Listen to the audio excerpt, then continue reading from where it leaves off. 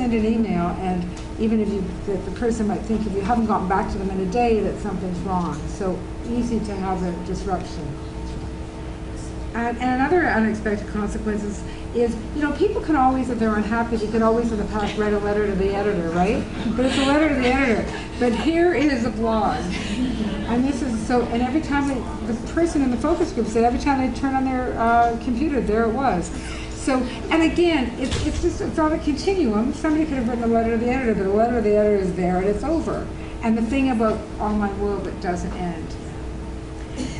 And then, again, the issue of not being able to ensure client or practitioner privacy or confidentiality. And that's one of our main beliefs, saying we can say it's confidential. So it's such a critical issue. And then basically, that it's our responsibility, and all of a sudden we can't do it. In e-therapy, you can do it more or less because it's secure. You still never completely can, because what if you send an email? What if they leave it open on their computer? What if somebody hacks into theirs? What if it's a woman who's been abused? What if it's somebody who's being bullied? What if it's somebody, exposing something very personal? You can't guarantee it. And then the privacy. Practitioners want to give very clear messages about their availability in office hours. It was very easy to do that before. It's harder to do it in this kind of world. And I think at first the sense was, well, we can just do it and say we don't do it, but as it's crept in, realizing you can't do it so easily, it's not so manageable in that way. It doesn't mean it can't be managed, but it has to be considered. And then the liability. That's very critical. And just issues about standards. And I know the college is dealing with standards. And one of the issues always with the cyber world in any way is how do you come up with standards and policies that transcend the technology, because the technology is moving faster than all of us, so you need to be very careful about that. And then, of course, social networking is a big issue, and people feel, how do you deal with that? And of course, like with anything, there's controversy, because some clients, one person felt that Facebook is their social tool, and they do not like the idea of somebody telling them what to do. So, for example, the teachers have been told you cannot befriend a student. So some people will fight that. So again, it raises challenges. I mean, some things that people might think, oh, it's a no-brainer, it's very simple, might not be for somebody else. And then again, the issue of needing agency policies, and then also finding that organizations vary a great deal. And then the other important thing is if there's an agency policy that, and some people talk about that says don't do it, practitioners might do it anyways and just not tell. So that's always, and our executive directors talked about that too, it's important not to be too rigid, because if you're rigid, people might do it and then not tell you, and then when they run into trouble, they can't come to us. And that's, I feel like that, and again, that's always been an issue. I know when I was at an agency in Integrity around a camp, and social work students at the end of the camp would come to me and say, only I can understand this student, can I have contact with them? And I'd say no. And then later I find out they probably did anyway, so you realize you can't just say no.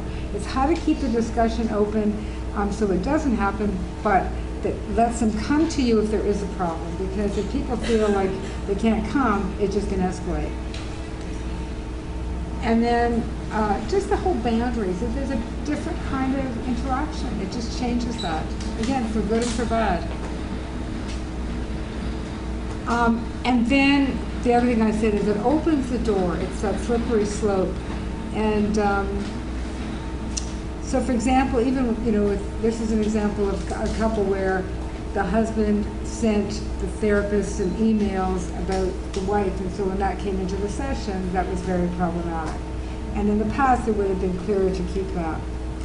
And then there's another example would be somebody who was having dinner one Friday night, and a young boy that she worked with who had trouble talking sent her an email about being very suicidal, and she was concerned about it.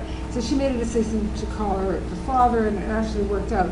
But normally on a Friday night that would not have happened. So it raises those ethical issues. What do you do? And people often say, well, I'll just tell you I don't respond, I don't read the email at that point. But it just raises those kinds of concerns.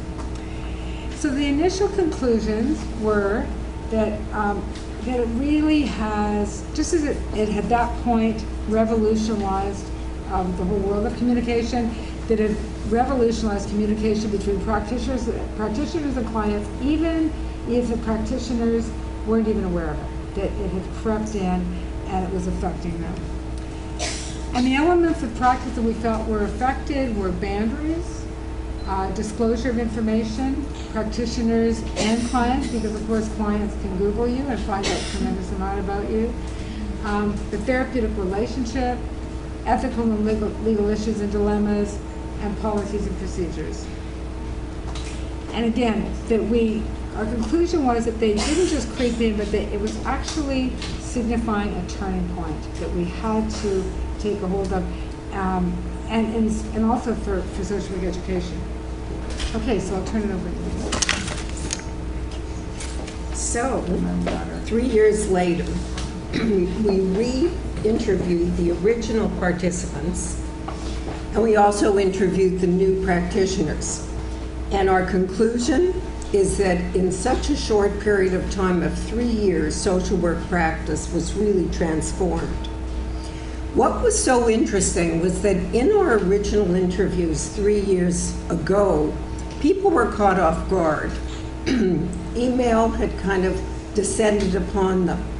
But 3 years later, they really had moved to a more intentional use of cyber technology. What came out was the need for reflective practice, the need really to think about what works and what doesn't work. So here were some of our excellent quotes.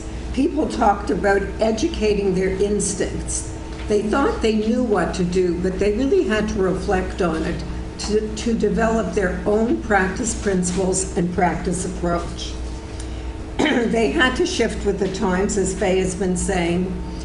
They looked at how is the use of cyber meaningful to clients, what's going to be the impact on my own personal life, and how can I figure out what could work.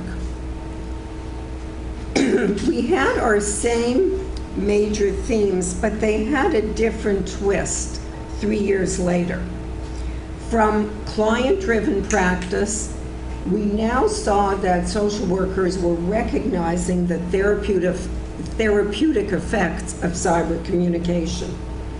Rather than feeling, oh my, I've opened a Pandora's box, they were really trying to understand and to discuss the range of possible issues and possible approaches, which we'll share with you.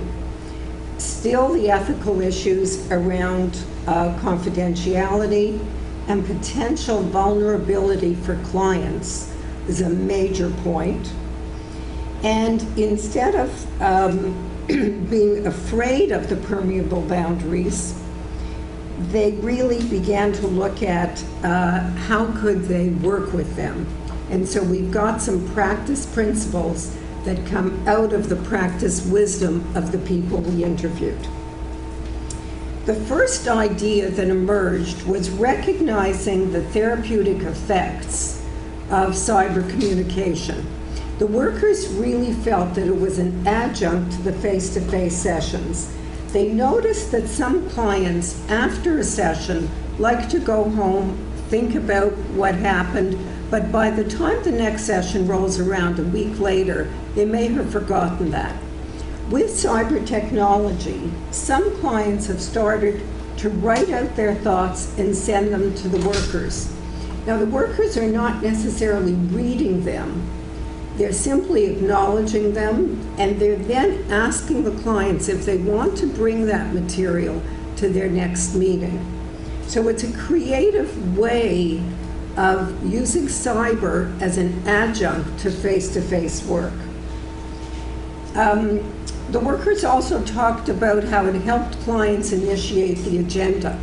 So clients might be writing the worker during the week about things that they wanted to talk about, and workers found that useful then to start the session around what the client had identified rather than, in this quote, about a kind of check-in. They definitely felt it maintained the relationship between sessions. Our participants talked about clients who had great difficulty finding people who they could trust, and when they felt a trusting, open relationship with the worker, clients who were able to communicate with the worker even though they didn't get a long response. The clients felt a continuity in the relationship. Similar to that, clients who could get very emotionally dysregulated reported that being able to write this down in an email and send it helped to contain them. So we could really see how our participants were beginning to recognize there is value added to people being able to use cyber.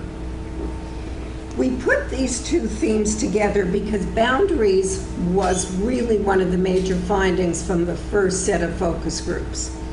And what the practitioners were saying is they tried to convey very clear expectations. So as part of the contracting in the initial sessions, they talk about you may get email reminders of appointments because a lot of agencies have started to do this. They tell their clients when they, the worker, will read and when or whether they will respond to emails and what type of response they will get. Generally, I think all of the people we interviewed said that they acknowledge the email, but they don't get into in-depth issues. Whereas in our first study, people were caught off guard, and this was the slippery slope. They'd go further into it than they wanted to. So the workers in our current study are really saying, I set the framework right at the beginning. I provide the rationale. I talk about how once it's written and it's out there, it's out there. And I explain in a clear, kind, emotionally present way that I know there's times that you may want to reach me, and I would like to be available. In this instance, the practitioner said, but there is only one of me. So the workers are really quite honest in terms of sharing the fact that if they were to respond to all the emails they received, they really couldn't be effective in their social work role.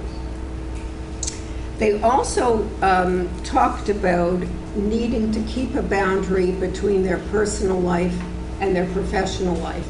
And so almost all the people we interviewed talked about having a separate email account for work and a separate one for their personal life, and similarly with Facebook.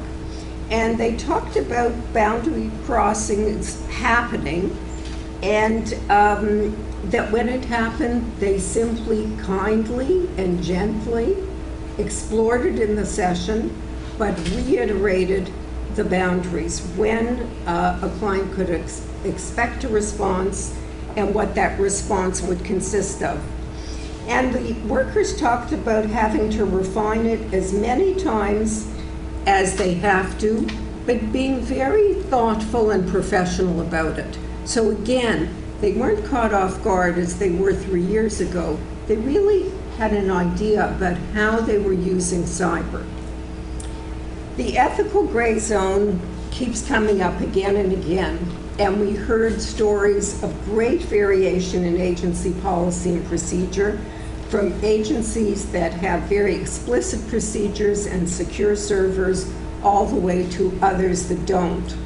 What was of concern to the social workers was that their interactions with professionals from other disciplines, lawyers, insurance adjusters, for people working in rehab, that often they would receive via email a lot of very personal client information. And that when they were asked to respond to these other professionals, they would never use identifying information. They would prefer the phone, or they would prefer written records, but they were really concerned about this growing use by other professionals of unsecure email communication. Related to this was, and we heard this again and again, that social workers felt a real responsibility to educate their clients about the potential vulnerability that the client was putting themselves in due to a lack of confidentiality. We had a number of